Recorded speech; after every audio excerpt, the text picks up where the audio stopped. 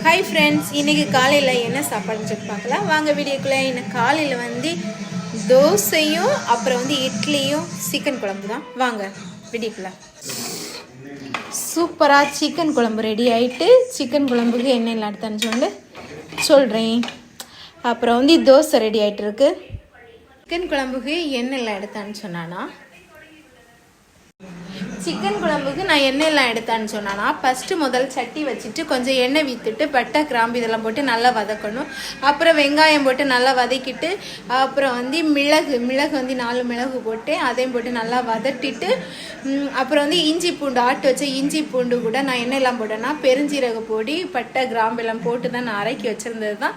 நான் வந்து வெங்காயம் எல்லாம் தட்டி வதக்கின இதில் வந்து நான் வந்து போட்டு நல்லா வதக்கிட்டு, அப்புறம் வந்து தக்காளி போட்டு நல்லா வதக்கணும். நான் இப்படி தான் வச்சுவேன். வதக்கிட்டு அதுக்கப்புறம் நல்லா வதங்கின பிறகு சிக்கன் இருக்குல்ல, சிக்கனை போட்டு நல்லா கிளறி விட்டிட்டு மூடி வைக்க வேண்டியதுதான். மசாலா என்ன போட்டான்னு சொன்னான்னா, மல்லிப்பொடி 2 ஸ்பூன், அதுக்கப்புறம் மிளகு பொடி 1 ஸ்பூன், அப்புறம் வந்து மஞ்சள் பொடி, அப்புறம் பெருஞ்சீரக பொடி, இவ்வளோ தான் நான் மசாலா போட்டு நல்லா கிளறி விட்டுட்டு தண்ணி நமக்கு தேவையான, நான் இட்லி வச்சனால கொஞ்சம் எனக்கு கிரேவி வேணும்னால கொஞ்சம் தண்ணி கொஞ்சம் கூட ஊற்றினேன்.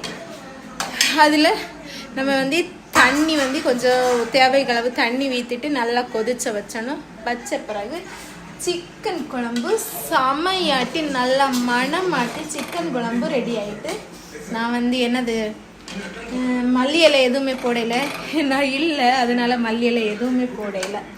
சிக்கன் குழம்பு சூப்பராக ரெடி ஆகிட்டு நீங்களே பாருங்கள். சிலைங்க தேங்காய் அரைக்கி விற்றுவாங்க, நான் தேங்காய் வந்து அரைக்கி விற்றல. எதுக்குன்னு சொன்னா, நான் வெங்காயம் கொஞ்சம் கூட எடுத்தனால நமக்கு வந்து கிரேவி மாதிரி தான் வந்துருக்கு, அதனால வந்து தேங்காய் எடுக்கலை. இப்போ நம்ம தோசையும் இட்லியும் சாப்பிடலாம். என்னடா இட்லின்னு சொன்னியா, தோசைன்னு சொன்னால் சுட்டுட்டே இருக்கணும், அதனால ஒரு சட்டி இட்லி அவிச்சிட்டு மீதிய தோசை. இப்போ நம்ம வந்து சாப்பிடலாம். தோசை மிதுசுக்கு தோசை கொடுக்கலாம். இப்போ வாங்க சாப்பிடலாம் சொன்னானா, சிக்கன் குழம்பு அப்புறம் இந்த இட்லி தோசை. நமக்கு இட்லி போதும், 3 இட்லி.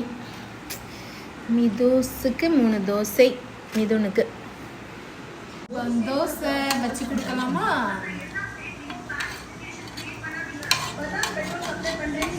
தோசை அப்புறம் இட்லி, எனக்கு இட்லி அவங்களுக்கு தோசை.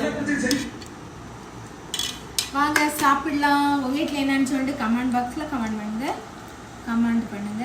இப்போ வந்து இட்லியும் சிக்கன் குழம்பு வச்சு பரட்டு சாப்பிடலாம். யாருக்கெல்லாம் இட்லி பிடிச்சும் இல்லை தோசை பிடிச்சுன்னு சொன்னால் கமெண்ட் பாக்ஸில் கமெண்ட் பண்ணுங்க. ஓகே, இந்த வீடியோ பிடிச்சதா லைக் பண்ணுங்கள், சப்ஸ்கிரைப் பண்ணுங்க. ஓகே, பாய்.